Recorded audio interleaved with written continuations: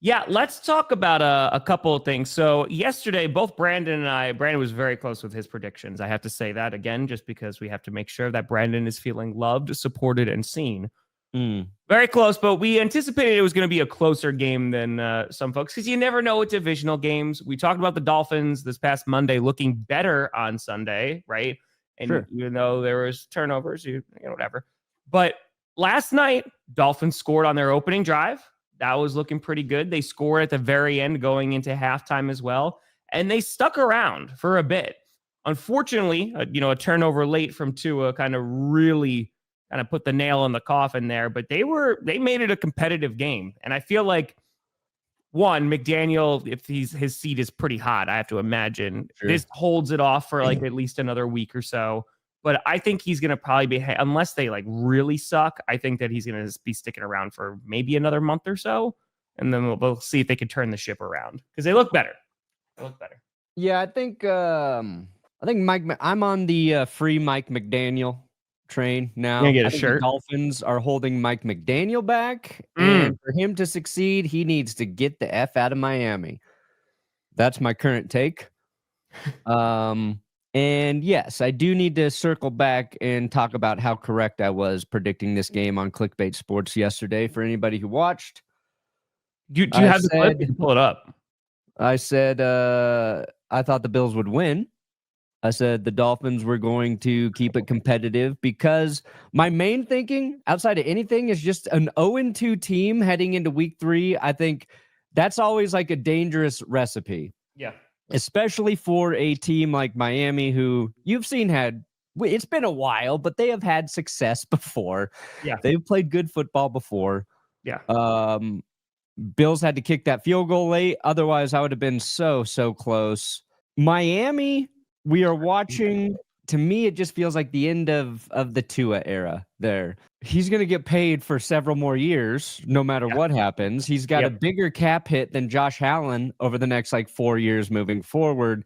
At least the Bills. But that late interception, they're driving down to try and tie the game up. And it's a bad pick by Tua. It's not just that it's like a tipped ball that, bounces the wrong way. It's just Tua forgetting that a linebacker exists on the left side of the field there and not seeing him come over. So that was a terrible pick in a clutch situation after Miami played a respectable game.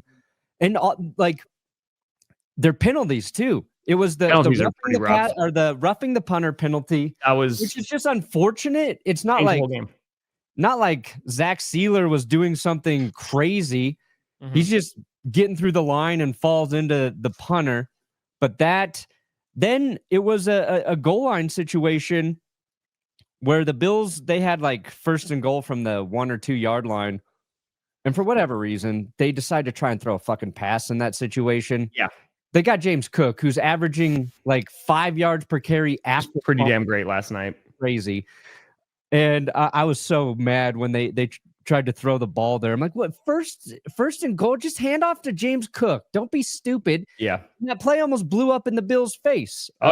Because Miami played it well. They tackled Josh Allen for a loss, but they tackled him a little too long and got a personal foul, which gave the Bills another opportunity.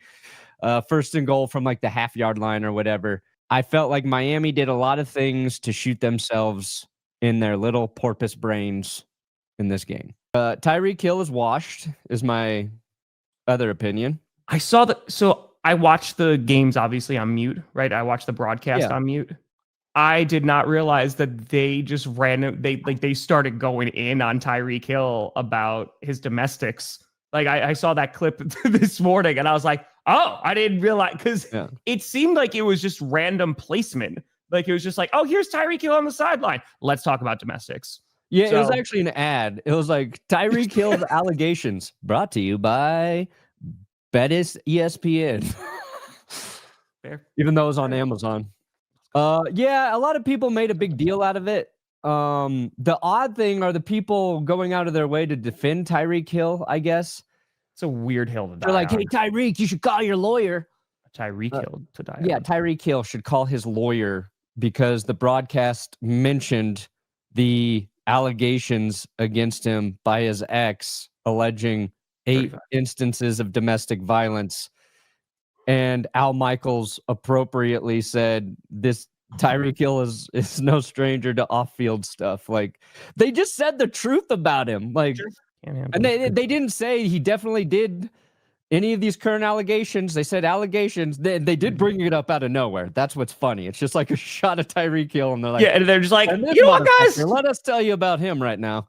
See, I think they should have done it with Prime Vision, right? If they they start breaking down like the stats, right? And then that's when they really started. They're like, our analytics top notch. They show him, they're clocking his speed on one side of the frame. Yes. And the other side, it's like he's cutting across the field, and each place he hits is a different allegation he's faced through his career. Yep. But I'm saying he's washed because Tua just chucks one up down to Tyreek Hill. Yes, he did. Into double coverage. Yes.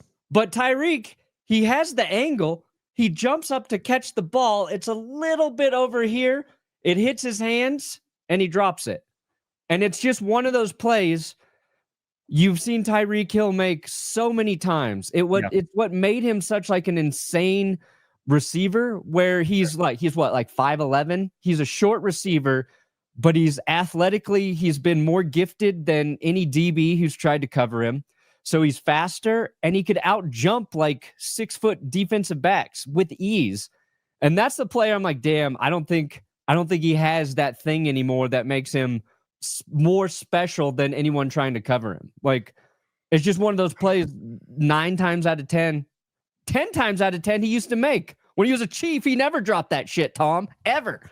Well, I think it's also like he showed that he can still play, because there was one pass that he had, like when he was in space, and like he made a bunch of defenders like miss, and I know that there's like a whole lot of time. He's on the way out in Miami, right? It's pretty evident that he's not very happy to be there right this second. So whether that's going to be this season or they're going to wait till after this season, we shall see. I think Seto, I don't think he's a bust, but I feel like just the window that the Dolphins had when they made that big time trade for Tyreek Hill, and they were like bringing in all those acquisitions, that was the window.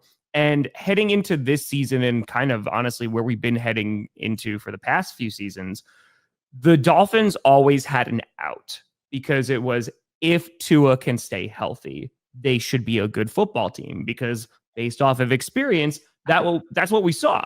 Yeah. Right? Is like when Tua was healthy, that offense was clicking, man. They were one of the most high-powered offenses. You don't have to tell Brandon, like, good God, man, they put up points. That's not even shade.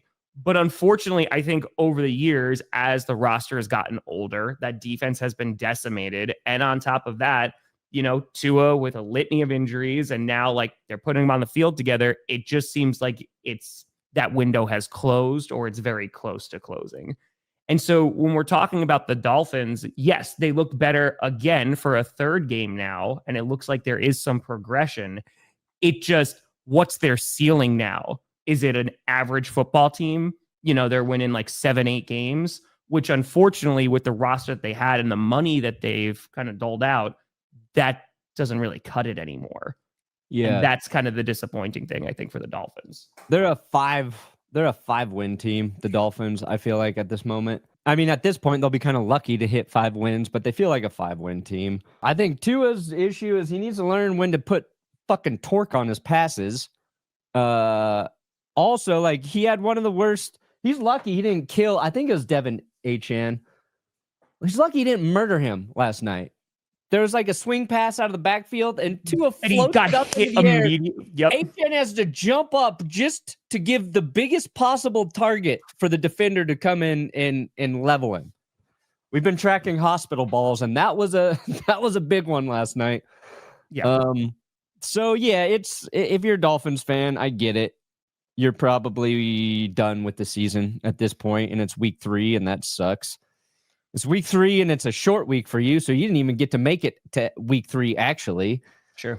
They could beat some bad teams. I don't know what their schedule's like. Their defense, I think Tua in that offense could be effective, but they even with the mistakes, but they have to have a top 8 defense, and their defense is just porous. Bradley Chubb's had a sack every week this year though, so that's nice. Yeah, I'm rooting for Chubb, but like then and their defense is not good, but also weren't they down like 3 starting corners last night? They lost another corner to injury. Dude, holy cow, man. They brought in Ethan Bonner, so we will have 3 white corners playing football this week, Tom, which is the most ever. 3 white corners, and like even when the NFL was, a little backwards in their thinking, they still wouldn't let white guys play corner. Go back to 1942, and they're like, okay, sorry, no look of when the NFL was,